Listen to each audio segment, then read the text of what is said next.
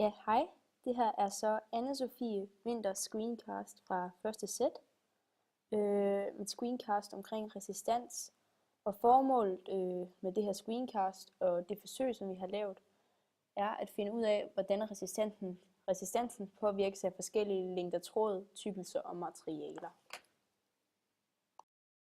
Udførelsen af forsøget har gået ved, at vi har en variabel spændingsforsyning, som er sat fast med nogle ledninger til et multimeter, som der måler strømstyrken i ampere. Multimeteret sidder i en sag forbindelse med metaltråden, som der bliver varieret på længder, materialer og tykkelser. Til metaltråden sidder der et multimeter, som der sidder i en parallel forbindelse med metaltråden, som der måler spændingsforskellen i volt. Og vi skal bruge de her to variabler, altså strømstyrken og spændingsforskellen, for at kunne beregne resistansen via Ohms lov. Hurtigt om Ohms lov. Ohms lov omhandler, at hvis vi siger, at spændingen med symbol U divideret med strømstyrken med symbol I er lig resistansen, som har symbolet R. Hvis vi nu for eksempel tager et eksempel med en spænding på 0,149 volt, som der så skal divideres med en strømstyrke på 1,1 ampere. Det vil i dette tilfælde give 0,136 ohm, som så vil være den her resistensmodstand. I vores første databehandling vil vi sammenligne tykkelsen på to tråde, dog med den samme materiale, som er konstantan.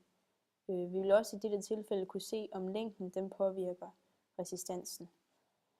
I den første tabel, der har vi så en tråd med en diameter på 1 mm og materiale, der er konstantan. Og i anden tabel har vi så også konstantan tråd, dog med en diameter på 0,25 mm. For at sammenligne de to tabeller har vi sat dem ind i en graf, hvor vi så har lavet en lineær regression på begge. Og på den måde kan vi så se, at det første vi kan se, det er, at jo længere tråden bliver, det kan vi så se på begge, jo højere resistans vil der forekomme. Men samtidig kan vi også godt se, at en tykkere tråd, den skaber en lavere resistans end en tyndere tråd. Og det kan selvfølgelig forklares ved, at der er mulighed for, at der kan komme mere strøm igennem en tråd, der har en større tykkelse.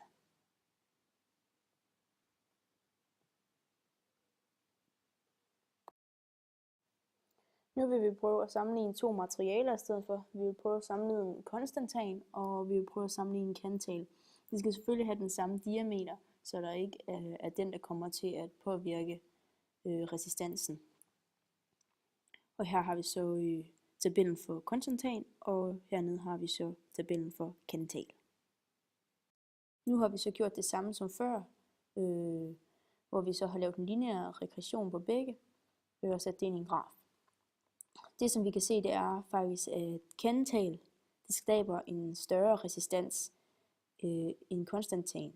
Så det vil sige, at konstantan er bedre strømledende end kantal.